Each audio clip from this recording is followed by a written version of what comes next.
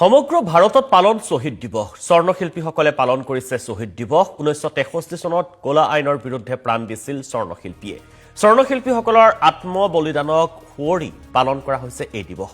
প্ৰতি বছৰে 9 জানুৱাৰীৰ দিনটোত পালন কৰা হয় শ্বহীদ দিৱস মহানগৰীত নিখিল অসম স্বৰ্ণশিল্পীৰ উদ্যোগত কাৰ্যসূচী পানবজাৰৰ হৰিসভাত অনুষ্ঠিত হয় অনুষ্ঠান শ্বহীদ দিৱসৰ লগত সংগতি ৰাখি বিশেষ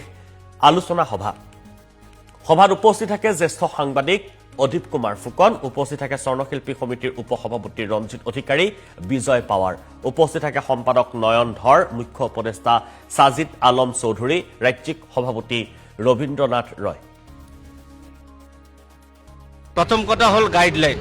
যেটো মহামান্য হাইকোৰ্টে আমাক বান্ধি দিছে সোনা চুৰি হোৱা সদন্তৰ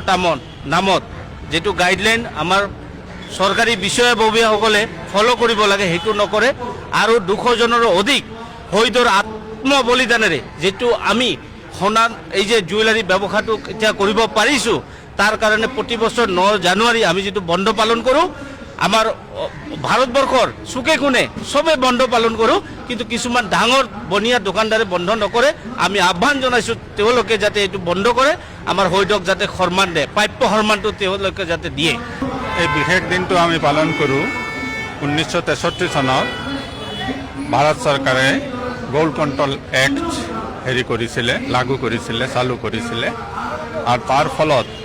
স্বৰ্ণশিল্পীসকলে তেওঁলোকে স্বেচ্ছামতে কাম কৰিব নোৱাৰিছিলে তেওঁলোকে ৰেষ্ট্ৰিকশ্যন কৰি দিয়া হৈছিল যাৰ ফলত স্বৰ্ণশিল্পী জীৱনত